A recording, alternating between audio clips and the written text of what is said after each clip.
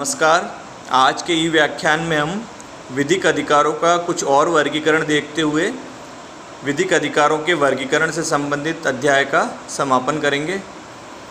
तो सबसे पहले आज बात करते हैं प्रधान और सहायक अधिकार की, प्रिंसिपल एंड एक्सेसरी राइट्स। प्रधान अधिकार का अस्तित्व अन्य अधिकारों से स्वतंत्र होता है, परंतु सहायक अधिकार प्रधान अधिकार के अनुषंगी होते हैं। उदाहरण अगर देखा जाए तो यदि किसी व्यक्ति ने कोई ऋण लिया है, कर्ज लिया है और बंधक के रूप में कोई सिक्योरिटी रखी है, तो जो ऋण है, लिया गया ऋण, वो प्रधान अधिकार होगा और जो सिक्योरिटी रखी है वो सहायक अधिकार होगा। इसी प्रकार यदि एक व्यक्ति एक खेत का मालिक है और उसी खेत से जुड़ा हुआ लगा हुआ दूसरा खेत है, जिस दूसरे खेत से पहले खेत के मालिक को आने जाने का सुखाधिकार प्राप्त है, तो वहाँ पहले खेत का स्वामित्व प्रधान अधिकार होगा और दूसरे खेत से होकर आने जाने का अधिकार सहायक यानी एक्सेसरी राइट होगा। इसके बाद हम देखते हैं विधिक और साम्यिक अधिकार, legal and equitable rights. England में 1873 का जुडिकेचर एक्ट पारित हुआ था। उससे पूर्व विधिक अधिकार वे अधिकार थे जो इंग्लैंड के कॉमन लॉ द्वारा मान्य थे और साम्यिक अधिकार केवल चांसरी न्यायालय द्वारा मान्य थे। 1873 में जुडिकेचर एक्ट प्राप्त हुआ और उसने दोनों प्रकार के न्यायालयों को अंतर समाप्त कर दिया, परंतु कॉमन विधि और साम्यिक विधि का पृथक अस्तित्व अभी भी बना हुआ है। तो इस तरह विधिक और साम्यिक अधिकार में कुछ अंतर है। पहला अंतर तो ये है कि विधिक और साम्यिक अधिकारों का सृजन और उनकी समाप्ति यानी व्ययन की रीति अलग अलग होती है।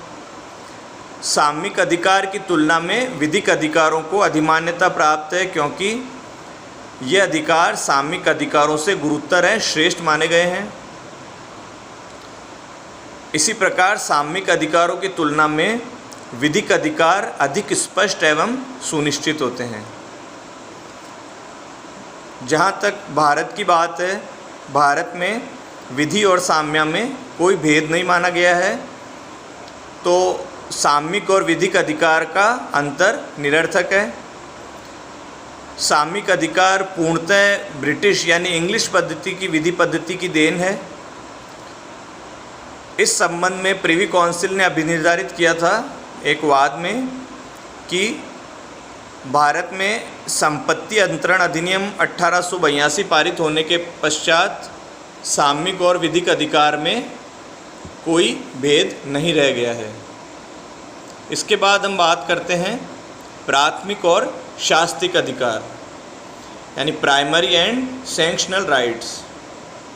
प्राथमिक अधिकारों को पूर्ववर्ती एंटीसीडेंट या सारभूत सब्सटेंटिव अधिकार भी कहा जाता है। इसी प्रकार शास्तिक अधिकारों को उपचारात्मक या अनुपूरक अधिकार भी कहते हैं। प्राथमिक अधिकारों का स्रोत अपकृत्य के अलावा कुछ भी हो सकता है, यानी प्राथमिक अधिकार किसी भी विधिक पद्धति द्वारा विधि द्वारा हमें प्राप्त हो सकते हैं। उसका स्रोत अपकृत्य नहीं होगा। अपकृत्य के अलावा कुछ भी स्रोत प्राथमिक अधिकारों का हो सकता है, परंतु शास्तिक अधिकार सैंक्शनल राइट किसी प्राथमिक अधिकार के उल्लंघन या अतिक्रमण से ही उत्पन्न होता है। किसी प्राथमिक अधिकार के उल्लंघन या अतिक्रमण को विधि के अंतर्गत अपकार यानी टॉर्ट कहा जाता है। इस अंतर को एक उदाहरण द्वारा समझते हैं। प्रत्येक व्यक्ति को स्वतंत्रता का प्राथमिक अधिकार है, परंतु इस अधिकार में कोई अन्य व्यक्ति यदि अनुचित हस्तक्षेप करता है तो ऐसा हस्तक्षेप उस व्यक्ति के प्रति ऐसा अपकृत्य रॉन्ग होगा जिसके लिए वह व्यक्ति अपचारी के विरुद्ध क्षतिपूर्ति का वाद संस्थित कर सकता है। तो स्वतंत्रता का अधिकार प्राथमिक अधिकार हुआ, और स्वतंत्रता में जो हस्तक्षेप के कारण क्षतिपूर्ति का वाद संस्थित करने का जो न्यायालय में अधिकार प्राप्त होता है वो शास्त्रिक अधिकार या उपचारात्मक अधिकार कहलाता है। इसके बाद बात करते हैं लोक अधिकार तथा प्राइवेट अधिकार की, यानी पब्लिक एंड प्राइवेट राइट्स। ऐसे अधिकार जो राज्य में निहित होते हैं वो लोक अधिकार कहलाते हैं। राज्य इन अधिकारों को जनता के प्रतिनिधि की हैसियत से प्रजा के हित के लिए प्रवर्तित करता है। इसी प्रकार ऐसे अधिकार जो व्यक्तियों में निहित होते हैं उन्हें व्यक्तिगत या प्राइवेट अधिकार कहते हैं। इसे एक उदाहरण द्वारा इस प्रकार समझ सकते हैं कि हर एक व्यक्ति को यह अधिकार प्राप्त है कि उस पर बेवजह हमला ना किया जाए, असॉल्ट ना किया जाए। यदि किसी व्यक्ति पर बेवजह हमला किया जाता है तो यह उस व्यक्ति के प्राइवेट अधिकार का उल्लंघन है जिस पर हमला किया गया है।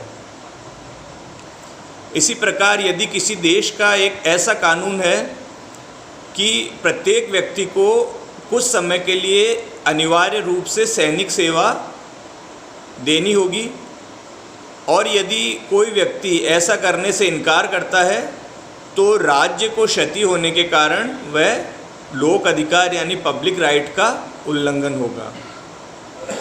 ब्लैकस्टोन ने अपकृत्यों का जो वर्गीकरण किया है लोक अपकार और व्यक्तिगत अपकार में, वह लोक अधिकार और प्राइवेट अधिकार के आधार पर ही किया है।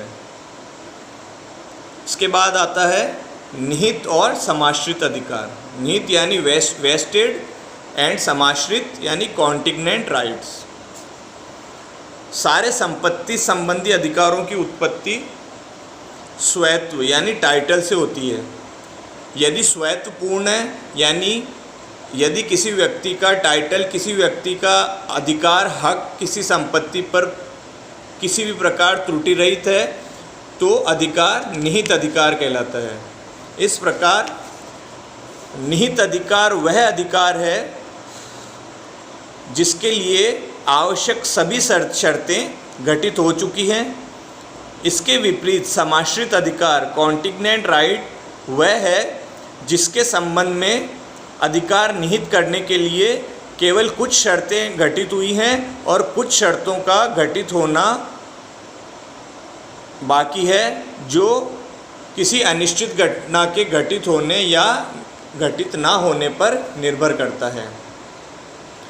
यदि ऐसी घटना घटित हो या घटित ना हो तो समाश्रित अधिकार निहित अधिकार में परिवर्तित हो जाता है।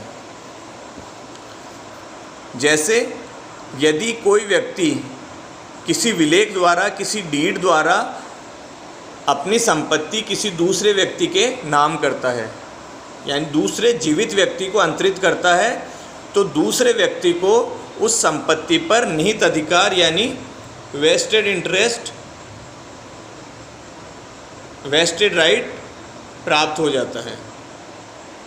इसी प्रकार यदि कोई व्यक्ति किसी अजन्मे बालक के पक्ष में अपनी संपत्ति को अंतरित करता है तो अजन्मे बालक को जो अधिकार प्राप्त होगा वो समाश्रित यानी कॉन्टिग्नेंट प्राप्त होगा, क्योंकि अजन्मा बालक ये जरूरी नहीं है कि वह जीवित ही जन्म ले या जीवित जन्म लेने के पश्चात जीवित रहे, तो उसका निहित अधिकार में परिवर्तित होना उस अजन्मे बालक के जीवित रहने और जीवित जन्म लेने और जीवित रहने पर निर्भर करेगा। इसी प्रकार एक अन्य वर्गीकरण है अधिसेवी तथा अधिभावी अधिकार, सर्विएंट तथा डोमिनेंट राइट्स। अधिसेवी अधिकार एक ऐसा अधिकार होता है जो किसी विलंगम यानी भार के अधीन होता है, परंतु जब ऐसे अधिकार में से विलंगम यानी भार हट जाता है तो वह अधिभावी अधिकार का रूप धारण कर लेता है। वह भूमि जिसके फायदेमंद उपयोग के लिए अधिकार अस्तित्व में है, अधिभावी दाय डोमिनेंट हेरिटेज कहलाती है तथा उस भूमि के स्वामी को अधिभावी स्वामी यानी डोमिनेंट ऑनर कहा जाता है। इसके विपरीत वह भूमि जिस पर दायित्व अधिरोपित किया जाता है अधिसेवी दाय सर्विएंट हेरिटेज कहलाती है और ऐसी भूमि के स्वामी को अधिसेवी स्वामी कहा जाता है यानी सर्विएंट ऑनर कहा जाता है। जैसे यदि किसी मकान के स्वामी के नाते ए को यानी ए किसी मकान का स्वामी है और उसे अपने पड़ोसी बै की भूमि से आने जाने का सुखाधिकार प्राप्त है, तो ए जो है ए का मकान अधिभावी दाय और ए जो है अधिभावी स्वामी कहलाएगा तथा बै की भूमि जिस पर वो आने जाने का सुखाधिकार प्राप्त है अधिसेवी दाय कहलाएगी और उस अधिसेवी दाय का स्वामी होने के नाते बै जो है वो अधिसेवी स्वामी कहा जाएगा। अब बात करते हैं नगरीय अधिकार तथा अंतर्राष्ट्रीय अधिकार की। Municipal and international rights.